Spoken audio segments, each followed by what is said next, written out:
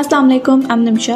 This video is about romantic criticism William Wordsworth from the book History and Principles of Literary Criticism by Dr. Raghukull Tilak.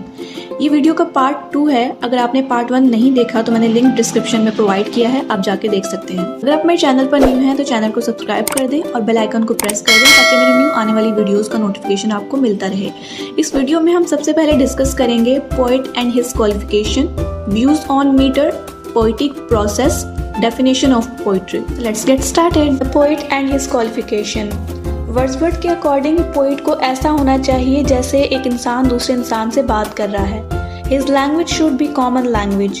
It appears if someone is talking to a man.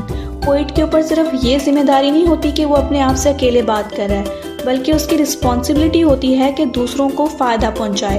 और उसकी poetry का जो pleasure है वो सिर्फ उसके लिए नहीं होता बल्कि सोसाइटी के लिए होता है। यहाँ पर उसने सोशल फंक्शन ऑफ पोइट्री पर बात की।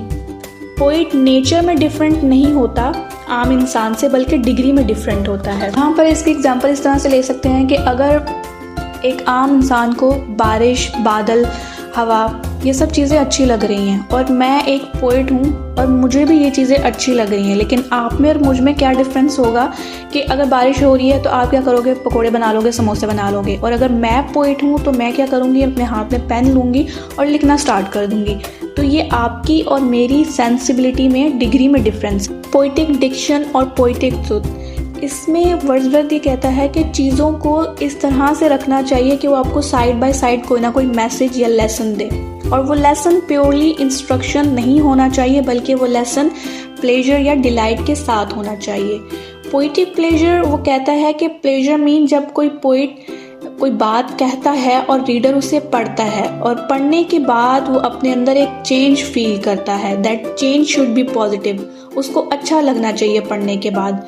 That is poetic pleasure. और वो कैसे आता है, जब पोइट आसान लैंग्वेज का यूज करता है मीटर के साथ। He said the pleasure is destructive when poet use disrespectful, disgusting language. Language must be purified. Purify means पाक या साफ। जो चीज़ प्योरीफाई होती है वो एक अलग ही एसेंस देती है। He said हमें ऐसी लैंग्वेज यूज करनी चाहिए जिससे प्लेजर डिस्ट्रक्ट ना हो। प्लेजर इज नॉट अ मेरी आइडल अम्यूजमेंट, कि आप बस अपने इंटरटेन कर दिया किसी को, ऐसा नहीं होना चाहिए। अम्यूज कर दिया, ये एक बड़ी चीज़ होती है। It's basically a philosophical truth है पोइट्री, एक सच्चाई है जो कि खुशी और सुकून देती है। वर्ड्सवर्थ से poetry is superior to even philosophy से भी ज़्यादा बढ़ के है। Poetry is the branch of knowledge that delivers the truth that is true to nature, and he says that his truth to nature is modified only by poetic pleasure. The poetic pleasure can only be achieved by using the simple and plain language that is purified. Views on meter. Wordsworth ने metre को poetic Dickson से अलग कर दिया। Poetic Dickson से Wordsworth की meaning है कि पोइट्री में यूज़ होने वाली डिवाइसेस एंड लैंग्वेज। मीटर को आप यूज़ कर सकते हैं, वो ट्रेडिशनल है जो हमेशा से पोइट्री में यूज़ होती आ रही है, लेकिन मीटर एक एडिशनल सोर्स है क्योंकि ये राइम वाली पोइट्री लोगों को अच्छी लगती है बजाय सिंपल के। मीटर की वजह से सॉर्ट ऑफ राइमिंग आती है और फिर ये जो है एडिशनल प्लेजर ऐड करती है पोइट्री में। उसके बाद वो ये कहता है कि अगर पोइटिक डिक्शन ना भी हो तब भी मीटर अकेले पोइटिक प्लेजर दे सकता है। अगर लैंग्वेज सिंपल हो और बिल्कुल सिंपल और प्लेन है तब भी मीटर अकेले पोइट्री को प्लेजर दे सकता है। और वो ये कहता है कि पोइटिक डिक्शन इतना ज़रूरी नहीं है, ये प्लेजर के लिए सोर्स नहीं है, बल्कि मीटर हो सकता है। देन ही सेड मीटर जो है वो पेनफुल और पैथेटिक, अच्छी और बुरी दोनों चीज़ों को मिक्स करके एक अच्छा एफर्ट देता है। ये बताते हुए फीलिंग्स को उनको रोकने के लिए मीटर यूज़ होता है, वरना पोइट पता नहीं क्या क्या लिख देते हैं। पोइट जो है वो बहुत ही सैड बात को भी इस अंदाज से कहता है कि पढ़कर आपको प्लेजर मिलता है।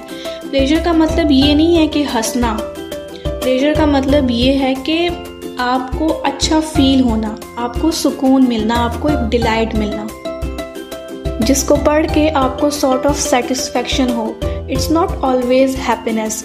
जब पोइट बहुत इंटेंसिव इमोशन को बयान करता है तो मीटर उसे अपॉर्चुनिटी प्रोवाइड करता है कि वो उस सैड सी बात को इस तरह से कहता है कि वो प्लेजर का बायस बन जाती है। It is basically uh contrasting effect, uh similarity and dissimilarity. Poetic process. Wordsworth से पहले किसी भी क्रिटिक ने इस पर बात नहीं की कि पोइट्री बनती कैसे है। The creation of poetry.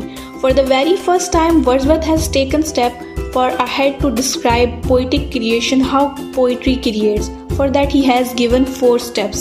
First is observation, second recollection, third contemplation, fourth is imaginative excitement of the emotions which were experienced earlier. अब इन चारों को हम एक एग्जाम्पल से देखते हैं कि पोइट नॉर्दर्न एरियाज में गया और उधर उसने बारिश देखी, ठीक है। अब उसके यहाँ पर ऑब्जर्वेशन हो गई। नेक्स्ट है रिकलेक्शन, काफ़ी टाइम गुजरा और उसने कराची में बारिश देखी। अब कराची के वेदर और वहाँ के वेदर दोनों में डिफरेंस होगा। अब अगेन बारिश की सिमिलरिटी से आपको क्लिक किया और क्लिक करने के बाद आपने रिकलेक्ट करना स्टार्ट कर दिया।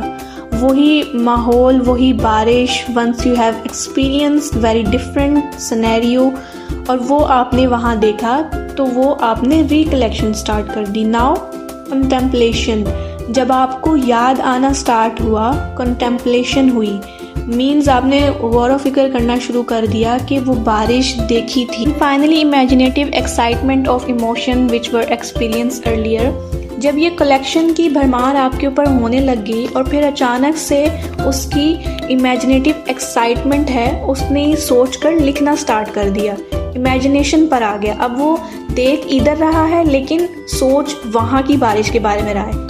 ये रिकलेक्शन वहाँ से आ रही है। उस पर कंटेम्पलेट करने के बाद उस इमेजिनेशन से बिल्कुल एक डिफरेंट शक्ल बना दी उसने। वर्ड्सवर्थ ने पोइट्री के बारे में ये कहा कि poetry is the spontaneous overflow of powerful emotions recollected in tranquility. Spontaneous का मतलब होता है अनइंटेंशनल, जो कि जानबूझ के नहीं सोचना। Very involuntary, all of sudden starts to happen. Emotion is overflow, इसका मतलब यह है कि imaginative excitement, emotions are overflow, जो ओवरफ्लो हो गए ये सब, जिसने उससे अपनी गिरफ्त में ले लिया। उस पावरफुल इमोशन का इतना ज़्यादा ओवरफ्लो हो गया कि उसकी इमेजिनेशन जो है उसने गिरफ्त में ले लिया उसे।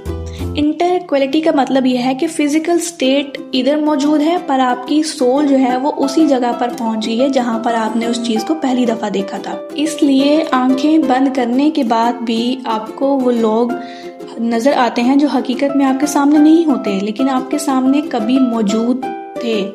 This is what your soul sees, those people, those movements, not your body, and those powerful emotions, those circumstances are so infused and intensive to their nature that they overflow and grab your intention and imagination. इस situation में poetry create होती है जो आप पर आपके emotions का overflow होता है और वो इमोशंस बहुत पावरफुल होते हैं और रिकलेक्ट करके आपके सोल में तब वो पोइट्री प्रोड्यूस करते हैं। That's it in this video. Thanks for watching this video.